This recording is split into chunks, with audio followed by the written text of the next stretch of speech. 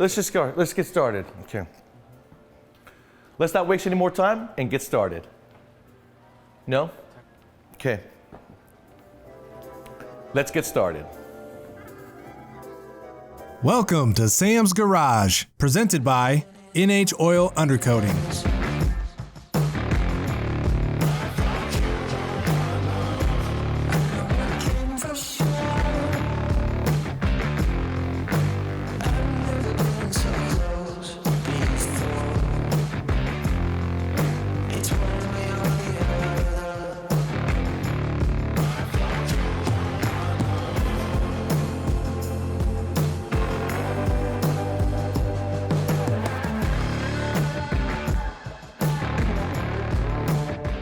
On this episode of Sam's Garage, Sam and Kevin installed the engine valley plate plus ignition coils and wires in the Jeep Rock Crawler. Then Sam and Doug complete the rear disc brake conversion in the Alpha One GTO. Sam shows us how easy it is to add more horsepower and torque to your truck with the Livernois Motorsports My Calibrator tuner. Sam updates the steering gearbox and brake master cylinder in his 67 Cadillac DeVille.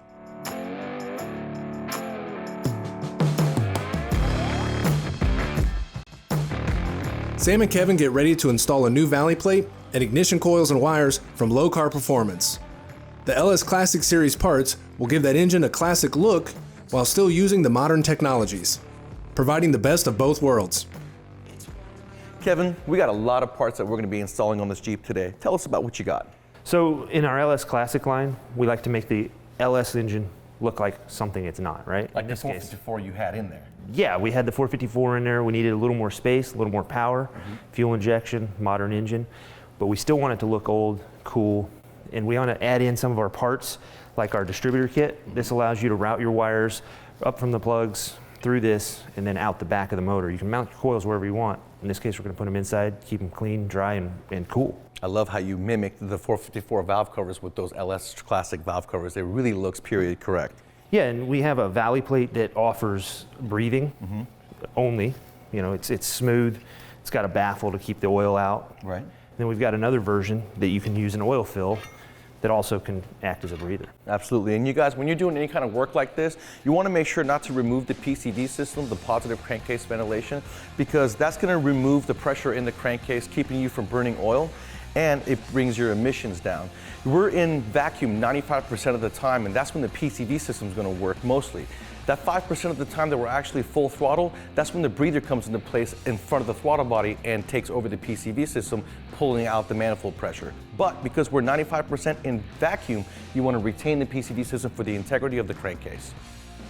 Also, these plug wires, 9 foot long, but they're 40 ohms per foot. So they perform better than the little 6-inch factory wires. And you guys terminated the tough end that goes on the coil. Yeah, you know, when we did the Buick, right, we struggled a little bit, and we went back after doing the research and said, this end is easier for us to do, the other end's easier for the customer to do. Yeah, because there's a tool for that. It's been around for a long time that people can do at home. It's very important that when we use our new valley pan, our particular engine does not have DOD, so we don't have to worry about these particular O-rings that block off the DOD ports.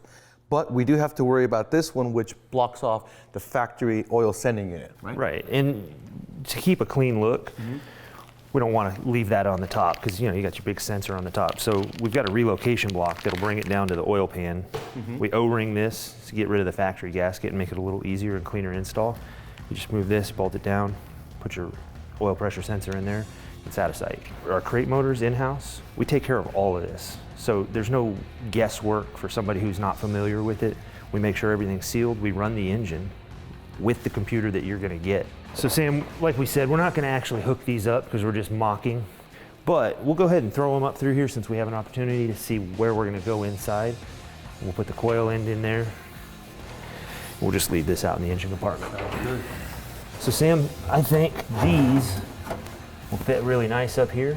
It's good for diagnostics because we got the cable, we got the connector ends on the inside, and we're able to put them right next to each other with the plug wires on the outside very easily reached right here. And they're going to be up and out of our way, and you know, with our computer up here, it'd be a nice little connection.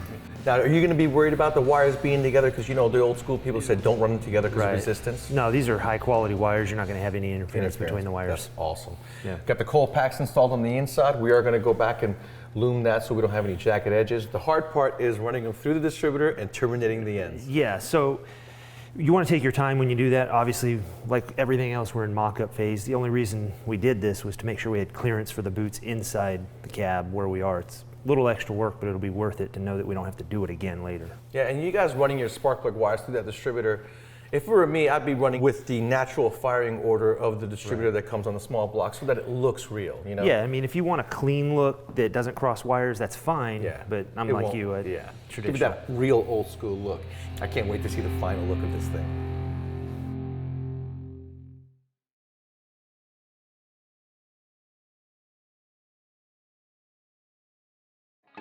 Welcome back to Sam's Garage, presented by NH Oil Undercoating.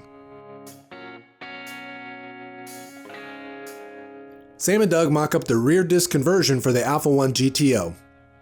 Originally, the car came with factory drum brakes in the rear. The new disc brakes will hold up to the abuse and heat generated while out on the track.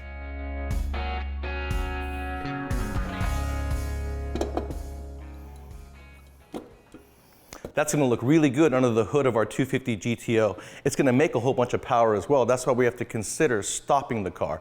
Now, Doug and I have already completed the rear suspension upgrade, installing lower control arms and a coilover setup. We're going to ditch the drum brakes and install a 4-piston Willwood setup with cross-drilled and vented rotors. It's going to also have a remote e-brake caliper. This is going to be a huge improvement over the drum brakes. It's going to give us a lot of stopping power for when Doug's on the racetrack. A tech tip here is when you're putting an axle in, make sure you spin it, because if it wobbles, you know it's not going in straight and you're going to have to adjust it. So you always want to tap it in, look at it. This is spinning real true. I know we're in real good shape, so we'll go ahead and keep going in. So what we're doing now is we're installing the billet bracket that's going to house and hold our caliper and our emergency brake caliper. It's going to utilize 3 of the 4 bolts that originally held the entire brake drum assembly in place. All right, so what you see Doug doing is he is grinding the outer edges of our factory hub so that it will fit in the diameter of the inside of this rotor. And we are going to get new hubs because what you really want to do is do this on a lathe so that this is perfectly round, because if it's not, then it's going to have a high spot and it'll create vibration just like you had a wheel that's out of balance. Okay, what we're going to need to do, Sam's finishing up that side. What I've done over here is I put everything together loosely and then mocked it up to see if it's going to work. And then what I've realized right now is we're going to have to space the wheel out. So I'm going to need to disassemble it and then reassemble it, measure what kind of spacer we're going to need in there so we have clearance for the brake caliper. Just nothing more than washers, and then we'll know how many washers we need, and then we'll measure those, and then we'll go ahead and get a solid plate made up as a one-piece spacer. This is just for mocking up purposes. On the Willwood caliper, because it's a little universal, you can put on the left and right. We have bleeders on the top and bottom. When you're bleeding your system, you ignore the bottom ones. You only bleed from the top because if you do the bottom, you'll never get the air out and you'll have a spongy pedal, okay? Then we also have this e-brake here. This is similar to like what you would see in a C8 Corvette or a Dodge Viper. Normally these e-brakes are incorporated in the caliper, or if you have a drum system, it's going to be incorporated within the rear drums. But we removed all that, and so there is no room for a caliper because you see there's no room for an actuated caliper. We were able to put this remote caliper on. Beauty is that if you get those bolt-on spacers, they're going to bolt on, they're going to be thick, they're going to come with their own studs, and you're good to go. But if you don't have luxury to that kind of spacer, you can always go to ARP, and they sell long studs for practically any car out there, and just install them when we go ahead and get new stub axles, round them out, make sure they're true, install them. That way everything back here is new and everything is clearance. And when it comes to these two, make sure you shim them right, make sure when you spin the rotor, it actually turns. See that?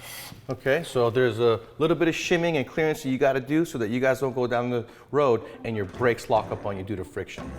That looks really good. Old school Dayton wheel, filled completely up with rotor and brake. awesome. Oh yeah, look, it's great.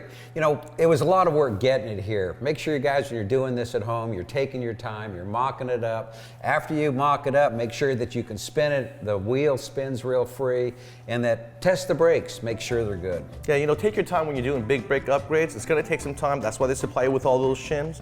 Do it right, do it once. It is a safety feature of the vehicle, so you cannot cut any corners.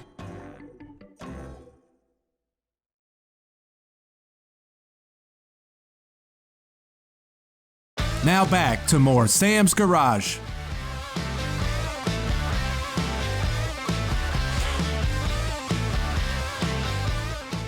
Sam's going to show us how easy it is to add more horsepower and torque to your truck with the My Calibrator tuner from Livernois Motorsports. The kit comes with everything you need to get up and running in just a few minutes. But she's my electric lady, and now I'm losing control. You know, anytime we can make horsepower by pushing buttons, it's always gonna put a smile on your face. But with the diesel application, you make so much more torque that it puts a bigger smile on your face. The guys at Livernois Motorsports Engineering, they're like me, gearheads who've been coming up through the ranks by racing, trial and error, building cars, and they really know what works and doesn't work. Now, they have a My Caliber tuner just like you see here. In a 2011 to current Ford F-250 350 application with a 6.7 liter diesel, these guys are producing 60 horsepower and 110 foot-pounds of torque. Those are real numbers that's proven on the dyno and on the streets in the real world. Now, this caliber tuner is also going to give you better throttle response. It's going to be a lot safer when you're towing, and it's going to improve the transmission shifting points. Now, these guys don't get overzealous on their tuning. They're going to make you a nice, safe tune that's going to get you what you want. For instance, if you want a custom application, you want something turned off, you don't have emissions in your state, whatever, they can calibrate their tuner to customize to your application. And that's what makes these guys so much more powerful than the other guys. Now, what we need to do is we're going to go ahead and hook it up to the car, download the file from the computer. Then we're going to go to Livernois Motorsports website and grab their email. We're going to attach the file from the My Caliber, download it by installing the software on their website onto my computer. Then once the file is downloaded onto the computer, I can email it to them. They're going to do their modifications. They're going to tune the program. They're going to send it back to you. You're going to take that file, program it back onto your My Calibrator, and then upload it to the truck. This may take 48 hours to do so, but it's worth the wait because that tune is going to be custom tailored to your application, and that is awesome.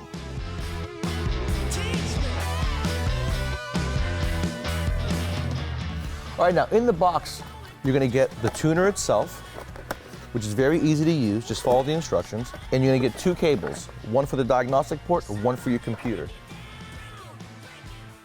Now we're going to very simply install or plug in the diagnostic port right there. Plug into the My Calibrator. Turn the key to the on position and just follow the instructions. Now, the good thing is that My Calibrator isn't just a tuning device. It'll actually diagnose and tell you engine codes. You can clear engine codes. You can data log when you're driving down the road if there's a problem, or Livernois may ask you to data log so that they can see what's going on and do any fine adjustments, and they'll ask you for that file. That's the nice feature right there. Also, it comes with a suction cup for your windshield so that you can put the My Caliber permanently, install it, run the wire down, and you have a display for your gauges. Very nice feature. Now, don't forget, if you guys feel as if your batteries are weak, you might want to put a charger on the system while you're doing the My Calibrator tuning because you don't want the voltage to drop, causing a problem with the flashing process.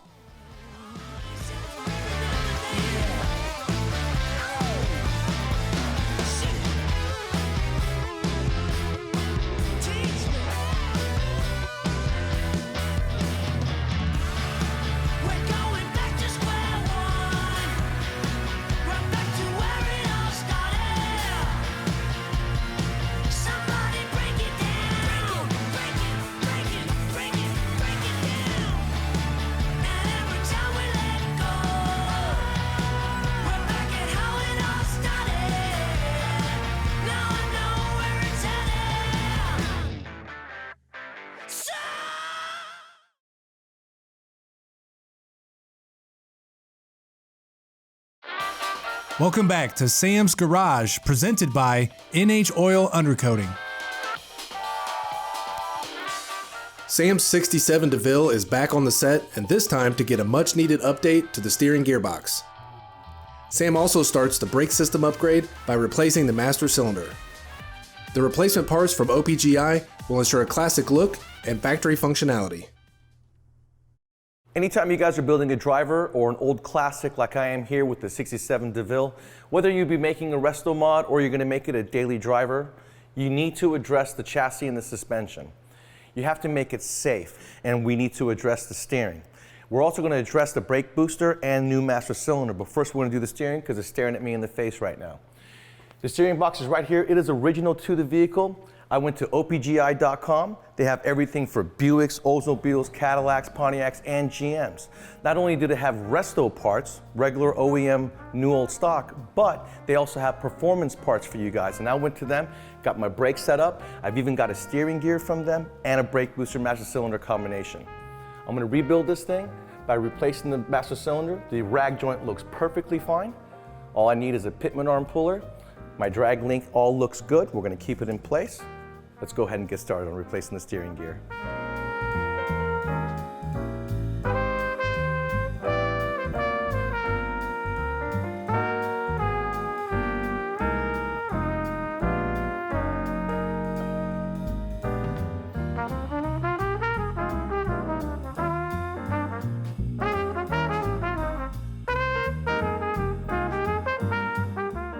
And what I did was left the hoses on there because this is an LS swap with a different power steering that the OEM Cadillac came with. So I've got a new hose kit to complement the power steering pump.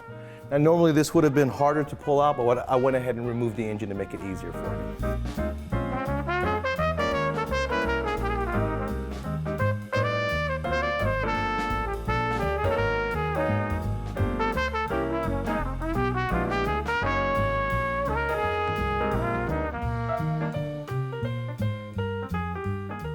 Now I'm ready to install the brake master and booster combination. This particular one on the car is designed to go with drum brakes, and what I'm installing is designed to go with the disc brake setup. As you can see, there's a proportioning valve on it. First, what I need to do is disconnect the rod, go into the brake pedal, and then we'll go ahead and disconnect our lines. And remember, anytime you're using brake lines or you're working on brake lines, so remember to always use a line wrench. Even if you're gonna rebuild the lines, it's just good practice. You won't forget it. Well, I'm glad the hard part is over. That was a real bear trying to get up under that dash to get those bolts. These Cadillacs are made really well. All right, got the old setup unbolted and loose. I'm gonna pull it straight out. What I like to do before I install the new one is measure from the flange to the pin where it goes into the brake pedal. That way, if there's any adjustment I need to make, I can make it before I install it. This is 1 inch bigger. So this comes out an inch further. And if I didn't address this, my rod would have been too short and never would have reached the pedal. If it was too long, my brakes would be constantly activated and they would heat up and eventually seize up, causing a fire.